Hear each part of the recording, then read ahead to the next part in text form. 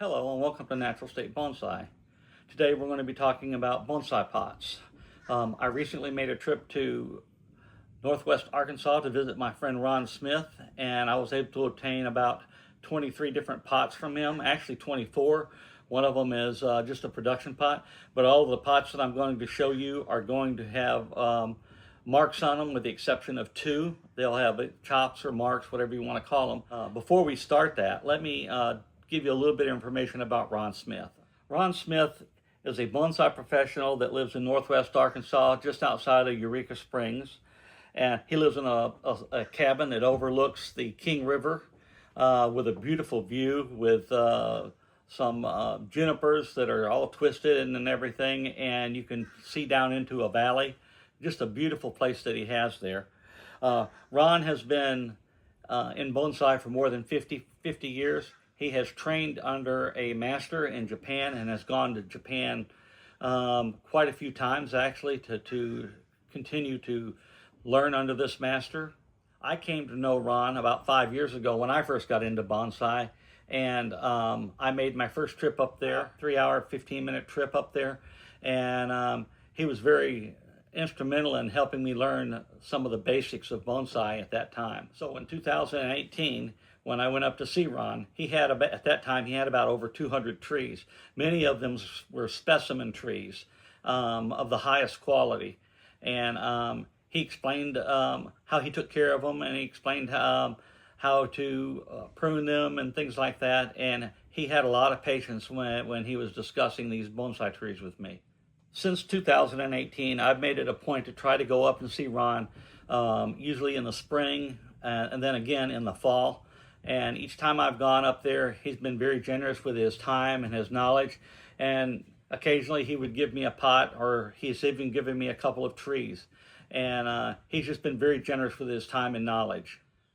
My last visit was about 2 weeks ago, and I informed Ron before I came up that I was interested in purchasing about a couple of dozen pots from him, and for him to have them kind of ready for me to look at and see if pick out the ones that I wanted. So we went up there, me, my brother, and Bob Crawford went to see Ron, and we began picking out these pots. Some of the pots that he had offered me were primitive, some of them were hand-thrown, some were from more popular potters, and some of them were pristine that had never been used before. And these are the pots that I'm about to show you. And if you know anything about any of these pots that is beyond what I'm telling you, please feel free to leave your comments down below and tell me what you know about them, maybe who the maker is, or any information or historical information about them. I would certainly appreciate it. And so let's get started with pot number one. This first pot is by Jim Grimmel.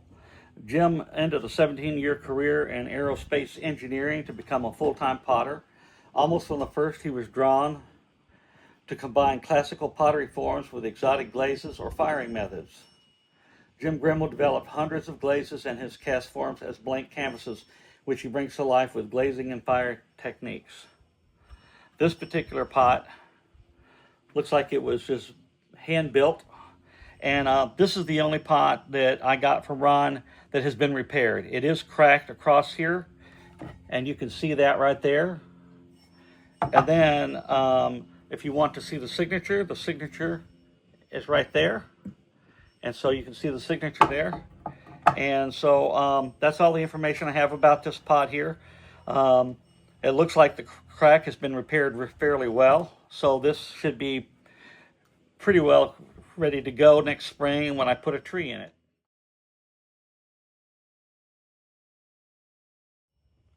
This next pot is about a 10-inch, maybe an 11-inch pot, probably 2.5 inches deep. It is not signed. However, when I was talking to Ron and to Bob Crawford, they think that it's possible that this right here pot is actually a Jim Grimmel also. It looks to be made out of the same exact material, that the same kind of clay that the first pot was made out of. And so here's the inside of this pot. And then here's the underside of the pot. You know what? I'm looking at that, and it does look like it does have some sort of it does look like it has some sort of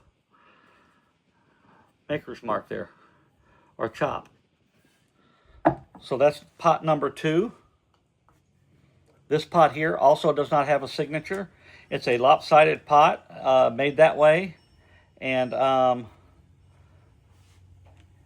you know what? I say it doesn't have a signature. I'm actually looking on the inside of this, and it does look like there is a chop in the inside there. So let me show you that. There's the chop inside there. This one's really hard to distinguish. It looks like the all of the plantings in it has really eroded away the chop mark. So again, this is a really nice pot. I think Ron wants me to put a crepe myrtle in this pot in the spring. So we'll see if we can do that for Ron.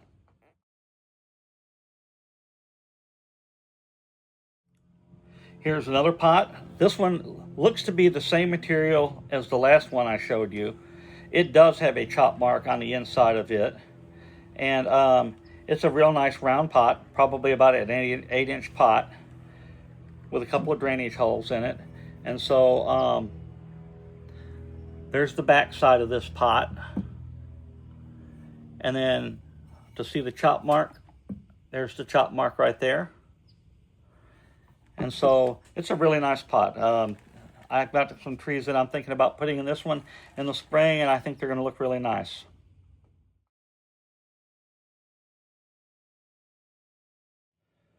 These next 2 pots are from the same pot maker. These are kind of like primitive type pots. The pot maker is Daesu, who is actually Dave Lohman. It's fashioned from different compounds of stoneware and clay mixes. The pots range from a simple slip cast to a hand-built signature finish and fossil. The clay body color ranges from gray to nearly Hershey bar brown. Some of them are blue. The pots are properly fluxed and are frost-proofed up to 2,140 degrees and 2 electric kilns. Dave also makes crescent-shaped pots, which we may see after a while, that may be his or may not be his, as well as flattened slabs. So this is the Daesu pot. There's the inside of the pot, and there's the pot chop mark. Very nice pot. So we'll come up with the second pot here. This is his other pot. It's also kind of a hand-thrown pot, molded by hand. And this has got kind of a bluish tint to it, a bluish-gray tint to it. And it's a really nice pot. Here's the inside of this pot. And there's the Daesu chop mark. A couple of very nice pots that I look forward to throwing some trees into next spring.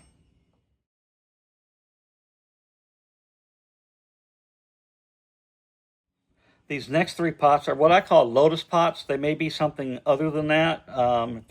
If they are called something else, please let me know in the comments below. All 3 of them do have chop marks on the back, on the bottom of them. And this is probably about a 7-inch lotus pot, what I call a lotus pot. It's a really nice unglazed pot. And here's the inside. And then there's your chop mark. And I don't know which way is up and which way is down on these. And so it's a really nice pot for a nice shohin tree. The next pot we have is this hexagonal pot. Again, it's from the same maker, same chop mark and everything. And there's the inside of this pot. And then we have the chop mark right there. And a really nice small pot. Here's the final pot from this maker. Very nice feet on these pots. And again, this pot is about 4 inches, and it's probably 3 inches deep. It does have wire holes in it and everything, with a drainage hole. And again, here's the chop mark. After I show each pot, I will put a high resolution graphic showing the chop mark to help identify it.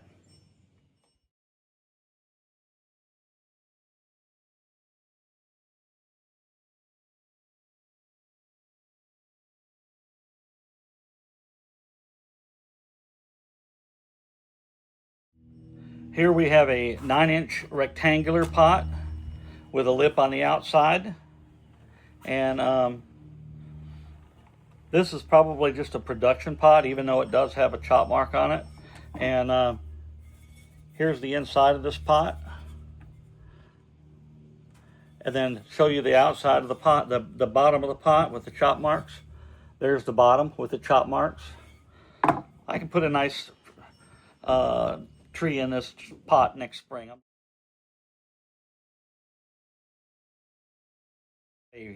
Another rectangular pot. This is a 6-inch pot. It has wire holes and it has a drainage screen in it. And I'll clean these up in the spring with some white vinegar or CLR, whatever it takes to get rid of some of these stains and everything. And again, this one has a chop mark on it. Right there is the chop mark. Hope you can see that. And then I have another rectangular pot. The unique thing about this pot here, and I'll show you in a second, is first off, it's got a lot of calcium deposits and stains on it, mineral stains on it, and I'll take care of that in the spring. Here's the inside of this pot. But the nice thing about this pot, and I don't know how popular it is, this is an original Brussels pot with number 138, and it has their chop mark on it. I don't think they're doing that anymore. Maybe they are, but it's kind of an unusual pot, and they don't make pots like this anymore, as far as I know, at least not from the ones that I've gotten from Brussels. This next pot is a crescent pot or an eggshell pot, whatever you want to call it. This is blue, kind of a bluish gray color. This pot has had the tree in it before. It does not have a chop mark in it. However, I'm not sure. This could be a Daisu pot. I'm not positive. If anybody knows for sure, please let me know. And so I have a second pot here that's also, this is a brand new pot, never had a tree in it. This is another eggshell or crescent pot. This one's very nice for a small mamey tree. And so I'm looking forward to putting something in that this particular spring. And you can see there's no chop mark or anything on it. This is just a beautiful pot. These next 3 pots are all from the same maker. They're very small. These are mamey pots. It almost feels like they're made out of metal, but I'm assuming they are clay pots. And so they all have wire holes in them. They have the drainage holes in them. And so these are just really nice pots. And so I can think of a few things I can put in them next spring. And so there is the watermark, I call it a watermark, the chop mark on this particular pot. This one has the same chop mark on it. Now this one here has a little bit more information, but it does have the same chop mark on it. So there you go. And the square pot. I have another small rectangle pot here. The unique thing about this one here is that it could be made out of clay. I think it's made out of clay, but it feels like it's made out of marble or rock. But this pot does have a chop mark on it, and it's from Bonsai. They have an online website where they sell trees and pots. And Eric Schrader sells these pots and trees, and he sells some really nice starter trees.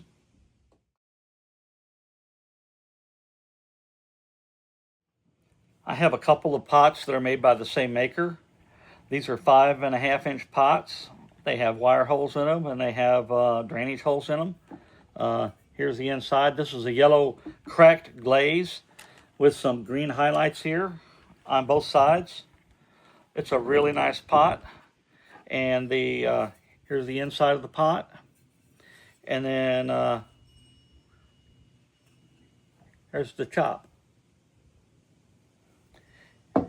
And alongside it, I have this green pot, which is just gorgeous. And it also has some highlights. It's not cracked, it's just a straight glaze. And again, the inside with a couple of drainage holes and then some wire holes in it. And again, we have the same chop mark. Just a couple of really nice rectangle pots, and I look forward to using those.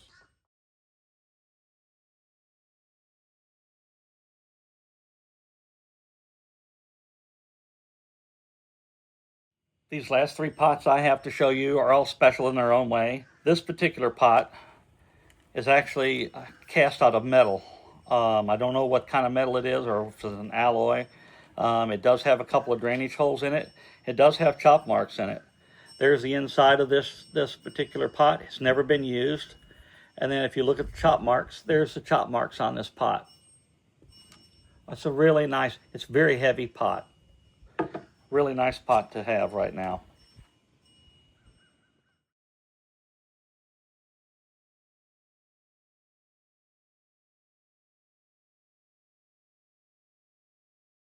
This pot here is really special. This is a Dale Kachoy pot, and the pot is unglazed except for this front part, which has a basin, a bath, whatever, and it is glazed on the inside with a nice seascape bluish type glaze on it. And I'll tell you a little bit more about Dale Kachoy. He began studying bonsai in 1978 after leaving the U.S. Navy in 1974. He studied with Ohio bonsaiman Keith Scott during the late 1980s. Dale and a partner started Wild Things Bonsai Nursery on a part-time basis in 1989, and Dale went full-time with the business in 1995. Dale produced his own hand-built, one-of-a-kind stoneware called Wild Things. And in 2001, he won second place in the modern category of the National Bonsai Foundation's first North American bonsai pot competition. In the latter part of 2002, Dale renamed the pottery portion of his business to Yokomono no Kokoro, which means a heart of fired things, as he felt a more fitting name was needed to express that part of the business. Unfortunately, Dave passed away in 2018 after a battle with cancer. This is a very nice pot, never been used, and I look forward to either not using it or putting a special tree in this pot at some point.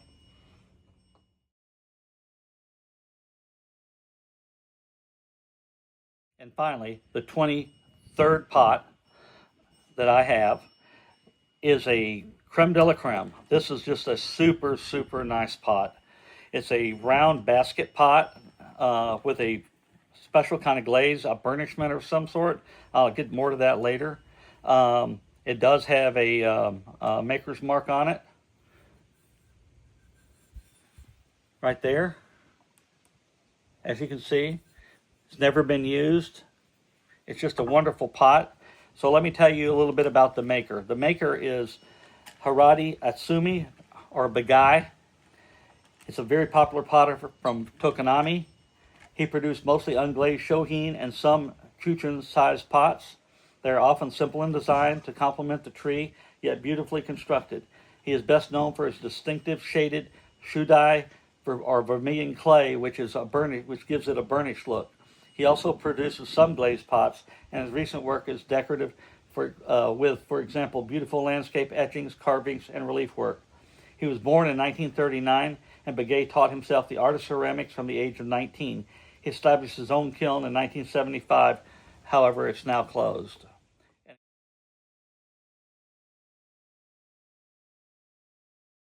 That brings us to the end of this video. If you like it, just go ahead and like and subscribe, and look forward to seeing you on the next video. Thank you.